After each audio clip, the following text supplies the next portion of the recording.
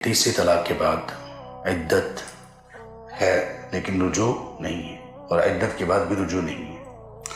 تیسری طلاق کے بعد کوئی ایسی صورت نہیں ہے کہ یہ خاتون اب اس شوہر کے لیے حلال ہو، جائز ہو، اس کی بیوی بننا اس کے لیے درست ہو جس نے اس کو تیسری طلاق بھی دے دی۔ یہ اس کی کوئی صورت نہیں ہے ماں سوائے ایک صورت کے، اور وہ صورت یہ ہے کہ اس خاتون کا کسی اور جگہ پر نکاح ہو اور وہاں پر بھی اللہ کی طرف سے ایسے حالات بنے کہ اس شوہر کے ساتھ اس کا نباہ نہ ہو سکے اور طلاق ہو جائے، یا یہ دوسرا شوہر فوت ہو جائے، تو صرف یہ صورت ہے کہ اپنے پہلے شوہر کے ساتھ اس کا دوبارہ نکاح ہو سکتا ہے۔ اس کو کہتے ہیں حلالہ۔ حلالہ اس کو کیوں کہا جاتا ہے؟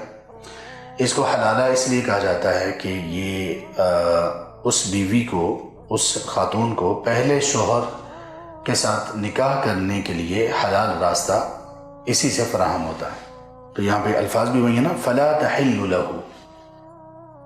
حلالہ کا مطلب کسی چیز کو حلال بنا دینا۔ تو اب یہ خاتون اس شوہر کے لیے حلال نہیں رہتی یہاں تک کہ کسی اور سے نکاح کر لے، یہ اس کا طریقہ کار ہے۔ لیکن اس میں ایک معمولی سی چیز ایسی ہے جو اس نکاح کو حلالہ جس میں ہو رہا ہے اس کو حرام قرار دے دیتی ہے، اور وہ کیا ہے؟ وہ یہ ہے کہ کوئی شخص پری پلانڈ یا طلاق کی نیت سے نکاح کرے، جیسے کہ ہمارے یہاں پاکستان میں، ہندوستان میں، بنگلہ دیش میں بھی، شاید یہ لعنت انہی جگہوں پر ہے، باقی ممالک میں شاید نہ ہو، واللہ اعلم، یا ممکن ہے کہ باقی اسلامی ممالک میں بھی ہو۔ تو حلالہ سینٹرز لوگوں نے کھولے ہوتے ہیں۔ کیسے کہ جب کسی خاتون کو 3 طلاقیں ہو جائیں تو لوگ موجود ہوتے ہیں اپنی سروسز دینے کے لیے کہ آپ ہمارے ہاں آئیں، ہم حلالہ کر دیں گے۔ حلالہ کیسے کریں گے؟ ہم وقتی نکاح کریں گے، اور یہ نکاح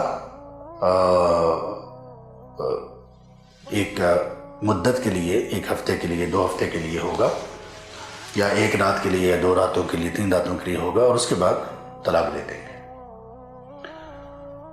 تو شروع سے ہی نیت یہ ہوتی ہے، یا شروع سے معاہدہ ہی یہ ہوتا ہے، تو ایسا لوگ کر رہے ہیں، ایسا لوگ کر رہے ہیں۔ یہ جو حلالہ ہے نا، یہ حلالہ انتہائی حرام عمل ہے اور لعنت کا سبب ہے۔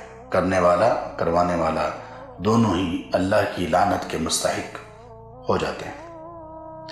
اللہ کے رسول صلی اللہ علیہ وسلم نے ارشاد فرمایا، یہ سنن ترمذی میں، جامع ترمذی میں یہ حدیث ہے، حدیث نمبر 1120، فرمایا، عبداللہ بن مسعود رضی اللہ عنہ فرمایا کہ لعن رسول اللہ صلی اللہ علیہ وسلم المحل والمحلل لہ، حلالہ کرنے والے اور کروانے والے دونوں پر اللہ تبارک و تعالیٰ کے رسول صلی اللہ علیہ وسلم نے لعنت فرمائی۔ یعنی یہ اتنا بڑا اور اتنا حرام عمل ہے کہ اللہ کے رسول صلی اللہ علیہ وسلم نے یہ دعا کی اللہ تعالیٰ سے کہ اللہ ان دونوں پارٹیوں پر، ان دونوں پارٹیز پر لعنت فرما، یعنی ان کو اپنی رحمت سے دور کر دے۔